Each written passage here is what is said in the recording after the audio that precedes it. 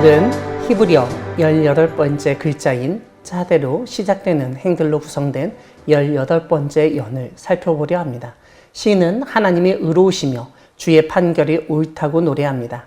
여기서 우리는 구약에서 중요하게 다루어지는 정의와 공의, 즉 체데크와 미쇼파트가 등장하는 것을 알 수 있습니다.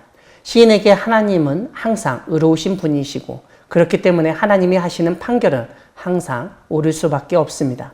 하지만 이 세상에서는 불의한 사람이 재판을 하는 경우가 있기 때문에 판결이 옳지 않을 때도 있습니다.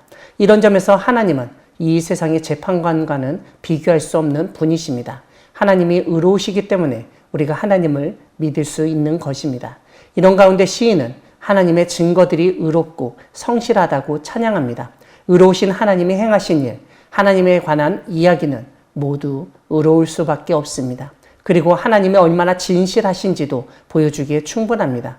그래서 시인은 지극히 성실하다고 언급합니다. 139절에서 시인은 자신의 대적들이 하나님의 말씀을 잊어버렸다고 하면서 자신의 열정이 자신을 삼켰다고 말합니다. 이것은 하나님의 말씀을 망각하고 사는 사람과 달리 하나님의 말씀을 항상 묵상하고 선포하며 증거했던 자신의 열정을 언급한 것입니다. 하지만 그런 열정이 오히려 시인으로 하여금 어려움을 겪게 하고 피곤하게 만드는 점을 알 수 있습니다. 우리가 하나님의 말씀을 사모하고 지키려 할 때 어려움을 당하고 육체적으로나 정신적으로 피곤하고 힘들 수 있습니다.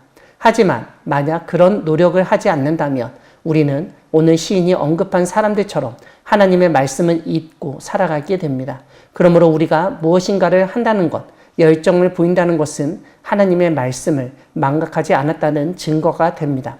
시인은 140절에서 하나님의 말씀은 또한 심히 순수하다고 노래합니다. 그래서 자신이 말씀을 사랑한다고 알려줍니다.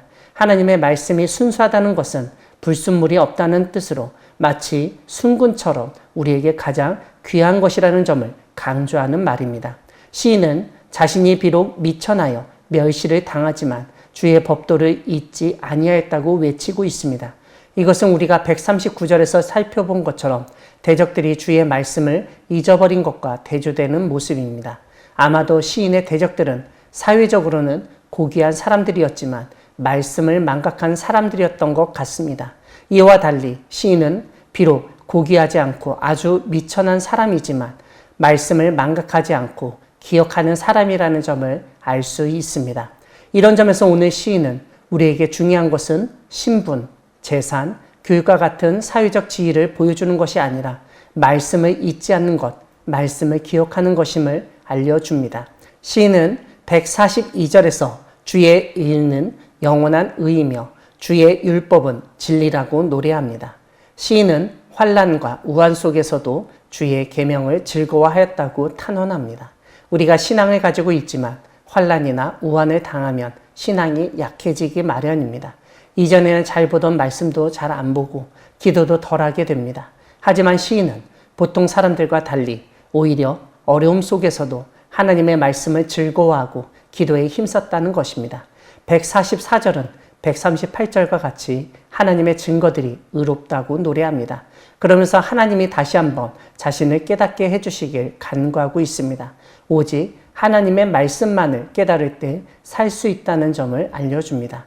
사랑하는 광야교회 성도 여러분, 하나님은 의로우신 분이십니다. 우리는 살아갈 때 사회적 지위, 신분, 교육 정도, 재산의 다소에 많은 영향을 받습니다. 그런 우리에게 오늘 시인은 우리의 외모보다 하나님의 말씀, 은혜를 더욱 믿고 의지하며 그 말씀을 기억하고 즐거워해야 한다고 가르칩니다.